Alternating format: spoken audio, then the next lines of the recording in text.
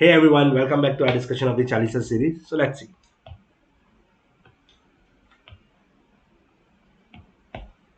P sold machine to Q and Q gave a check for the payment. P ने Q को machine दिया and उस machine के लिए पेमेंट Q करेगा बाई चेक. ठीक है सर, कितने का पेमेंट करेगा, कितने की मशीन दिया, वो यहाँ पे क्वेश्चन में दिया नहीं, हमारा मैटर ऑफ डिस्कशन भी नहीं है. जितने का कॉन्ट्रैक्ट हुआ, जितने का डील हुआ था, उतने का चेक बना के क्यू ने दे दिया. The cheque was dishonoured but P handed over the delivery challan to Q.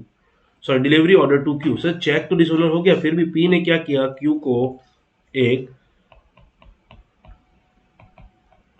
Delivery order दे दिया. यानी कि डिलीवरी ऑर्डर क्या, सर एक डॉक्यूमेंट ऑफ टाइटल होता है जो आपको ऑथोराइज करता है आप गुड्स की डिलीवरी किसी को भी आगे कर सकते हैं, या जो भी इस डॉक्यूमेंट को लेके आएगा उसे गुड्स की डिलीवरी मिल जाएगी. यूजुअली पेमेंट मिलने के बाद ये दिया जाता है, पर यहाँ पे क्यू ने पहले ही दे दिया. Now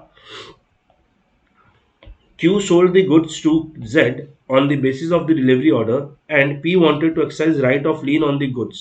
Can he do so under the provision of sale of goods act? The answer is no, he can't. But why sir? P को तो पैसे नहीं मिले, P तो अनपेड सेलर रह गया. अनपेड सेलर के पास तो राइट रहता है टू एक्सरसाइज लीन, राइट रहता है to stoppage in transit. But उसके दो एक्सेप्शन है. अगर ये दो चीजें अगर जो मैं आपको बताने वाला हूं वो हुई है तो unpaid seller right of lien नहीं लगा पाएगा, otherwise unpaid seller right of lien लगा सकता है. दो चीजें क्या क्या है. सबसे पहला, बायर ने ट्रांजैक्ट किया है गुड्स को विथ परमिशन ऑफ सेलर. यानी कि अगर क्यू ने जेड को गुड्स बेचा पी से पूछ के, तो फिर पी राइट ऑफ लीन नहीं लगा सकता. सर ऐसा तो हुआ नहीं यहां पे, यानी अभी तक राइट ऑफ लीन लगा सकता है. सेकंड पॉइंट, अगर किसी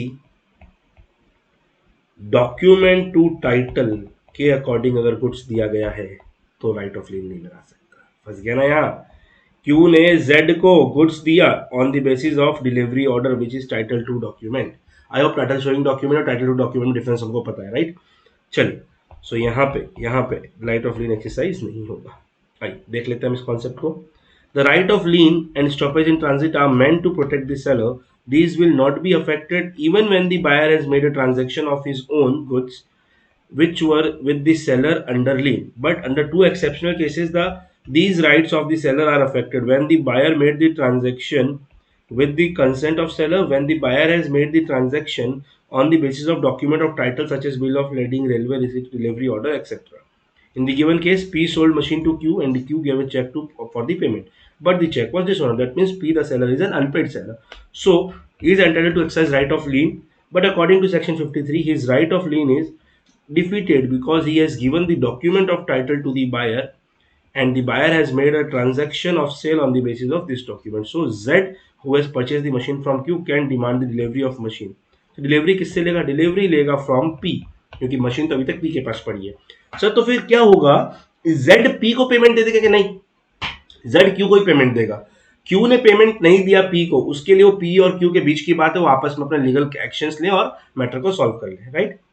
चलो, so that's it for this video. Stay tuned for the next part. Thank you so much everyone. Bye bye. Take care. Jai Hind.